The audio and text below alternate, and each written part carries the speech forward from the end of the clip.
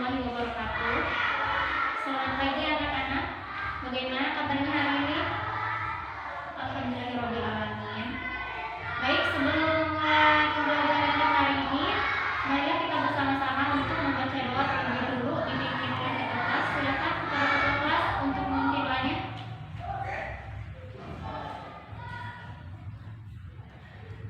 Amin amin ya rabbal alamin. Kita lanjut untuk membaca surat-surat pendek, yaitu dari surat Al-Ikhlas sampai surat An-Nas. Kita baca bersama-sama ya. A'udzubillahi minasyaitonirrajim. Bismillahirrahmanirrahim. Qul huwallahu ahad, Allahus samad, lam yalid wa lam yulad wa lam yakul lahu kufuwan ahad. Bismillahirrahmanirrahim. Qul a'udzu birabbil falaq, min syarri ma khalaq, wa min syarri ghasiqin idza waqab, wa min syarri naffasati fil 'uqad, wa min syarri hasidin idza hasad. Bismillahirrahmanirrahim. Qul a'udzu birabbin nas, malikin nas, ilahin nas, min syarril waswasil khannas, alladzi yuwaswisu fi sudurin nas, minal jinnati wan nas. Shadaqallahul adzim. Selanjutnya Ibu akan mengabsen. Ada yang tidak hadir hari ini atau sakit, mungkin izin. Ya, Sinta hadir ya. Sela, Neni sakit. Neni sakit apa? Dari kapan? Semoga segera diberi kesembuhan ya. Amin amin ya rabbal alamin. Tia, izin kemana ini? Ke keluarga. Sudah ya, jadi yang sakit satu, yang izin juga satu orang. Jadi hari ini ada 2 orang yang tidak hadir di pertemuan kita hari ini. Semoga segera sembuh yang sakit, dan yang izin juga segera sembuh kita. Baik, materi hari ini yaitu tentang keotentikan Al-Quran. Ibu akan sedikit memaparkan bukti-bukti dari keotentikan Al-Quran sendiri, yaitu salah satunya adalah bacaan asli Al-Quran. Selalu dicantumkan Al-Quran terbitan Indonesia diberi tulisan bacaan Al-Quran dengan huruf Latin, akan tetapi tulisan asli bahasa Arab tetap ditulis di bawahnya, baru diberi tulisan atau bacaan dengan huruf Latin. Begitu juga di negara-negara lain. Jadi itu dimaksudkan untuk menjaga keotentikan Al-Quran itu sendiri. Adapun tujuan pembelajaran kita hari ini yaitu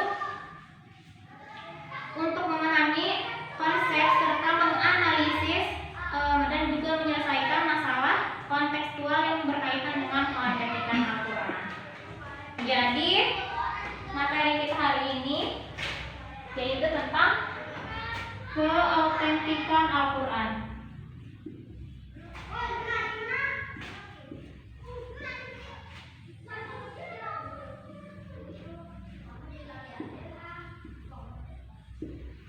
Ada yang sudah tahu atau sudah pernah mempelajari materi ini?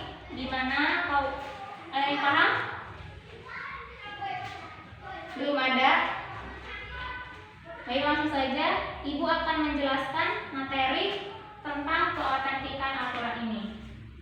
Jadi adapun dalil yang membahas tentang keotentikan Al-Quran, yaitu ada di surat Al-Hijr ayat 9 yang berbunyi seperti ini. Inna nahnu nazzalna dzikra wa inna lahu lahafizun, yang artinya kamilah yang menurunkan Al-Quran dan pasti kami pula yang memeliharanya. Jadi ayat tersebut ini merupakan jaminan langsung oleh Allah Subhanahu wa taala bahwasanya Al-Quran itu terjamin dari segala bentuk kerusakan maupun kesalahan, baik itu dari segi perubahan, pemutarbalikan, penambahan, terus juga pengurangan,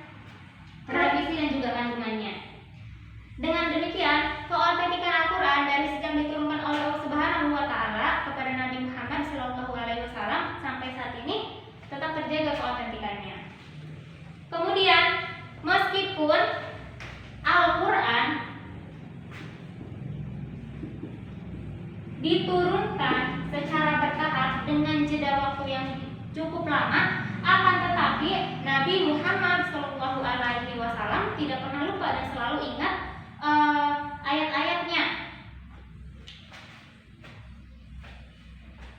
Kemudian beliau juga tidak pernah lupa dalam meletakkan urutan ayat-ayat dan juga suratnya. Lalu peletakan urutan ayat dan suratnya tersebut juga atas izin Allah Subhanahu wa taala. Lalu kemudian ada juga yaitu Al-Qur'an adalah bukti kebenaran wahyu Allah Subhanahu wa taala yang disampaikan kepada Nabi Muhammad SAW. Kebenaran tersebut itu bisa dibuktikan dengan adanya tantangan dalam Al-Qur'an kepada siapapun yang meragukan dan juga merasa mampu untuk menyusun sebuah karya yang bisa menandingi Al-Qur'an. Kemujizatan Al-Qur'an itu berlaku sepanjang masa, maka tantangannya pun berlaku sepanjang masa pula. Jadi di sini kita akan membahas tentang tantangan Al-Qur'an. Adapun ayat, dalil atau ayat yang membahas tentang tantangan Al-Qur'an ini ada di surat Al-Isra. Al-Isra ayat 88 yang berbunyi seperti ini. A'udzubillahi minasyaitonirrajim. Bismillahirrahmanirrahim. Qul laini jitama'atil insu wal jinnu ala ayyatu bimithli hadzal qur'ani la ya'tuna bimithlihi walau kana ba'duhum li ba'din dhahiran. Yang artinya, katakanlah, sesungguhnya jika manusia dan jin berkumpul untuk membuat yang serupa dengan Al-Qur'an ini, maka mereka tidak akan dapat membuat yang serupa dengannya meskipun mereka saling membantu satu sama lain. Jadi meskipun jin dan manusia berkumpul untuk membuat yang serupa dengan Al-Qur'an atau untuk menandingi Al-Qur'an, maka mereka itu tidak akan pernah mampu, karena Al-Qur'an itu adalah satu-satunya mukjizat Allah Subhanahu wa taala.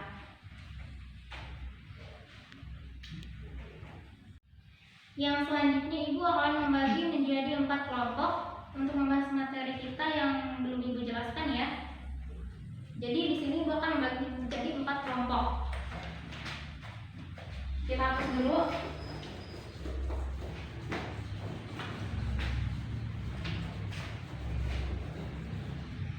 Sini ada 4 kelompok. Ini kelompok 1, kelompok 2, 3, dan juga 4. Adapun kelompok 1 yaitu membahas tantangan Al-Qur'an yang sudah Ibu jelaskan tadi, yang belum semuanya Ibu jelaskan. Jadi di sini kalian tolong paparkan kembali ya, lebih detail.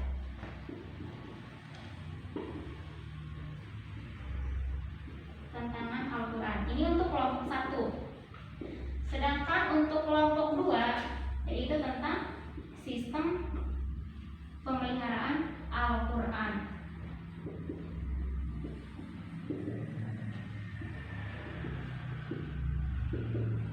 Dan untuk kelompok 3 dan 4 di sini Ibu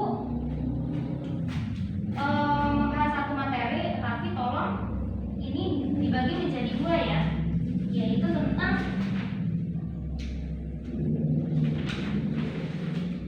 menghayati dan juga mencermati keautentikan Al-Qur'an. Menghayati dan mencermati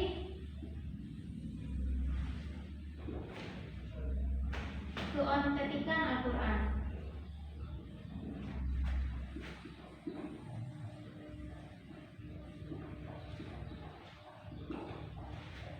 Sudah jelas ya, kelompok 1, 2, 3, dan juga 4. Nanti tolong kalian diskusikan materi yang sudah Ibu bagikan ini secara bersama-sama masing-masing kelompok. Setelah itu tolong presentasikan ke depan perwakilan kelompok, boleh 1 orang ataupun 2 orang ya. Silahkan kepada kelompok 1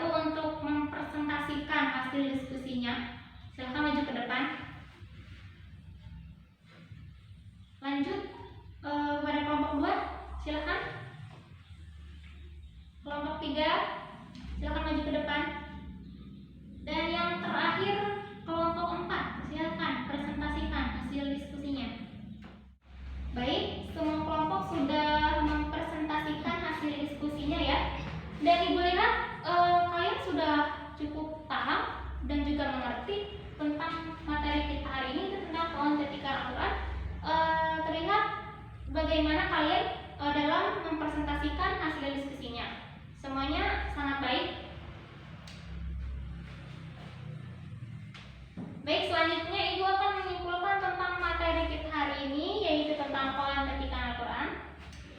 Pertama, jadi Al-Quran itu sudah dijamin keautentikannya oleh Allah Subhanahu wa Ta'ala, terbukti dari dalil-dalil yang sudah ada dalam Al-Quran yang sudah Ibu jelaskan tadi ya. Kemudian dalam Al-Quran juga berisi tentang tantangan bagi siapapun yang meragukan Al-Quran itu. Kemudian sistem pemeliharaan Al-Quran pada masa Rasulullah SAW dilakukan dengan 3 cara. Yang pertama, yaitu melalui ayat-ayat yang ditulis untuk Nabi Muhammad SAW, lalu melalui hafalan, dan juga yang ketiga atau yang terakhir yaitu melalui ayat-ayat yang ditulis oleh umat untuk mereka sendiri. Sedangkan untuk pemeliharaan di Indonesia sendiri, yaitu ada yang namanya hufaz, yaitu hafalan Al-Quran, juga melalui lembaga resmi yang dibentuk oleh pemerintah yang bernama Lajnah Pentasih Mushaf Al-Quran. Begitu ya kesimpulannya. Kemudian ada yang ingin ditanyakan terkait materi kita hari ini? Silakan kalau ada yang ingin ditanyakan. Ya, silakan ya Sinta.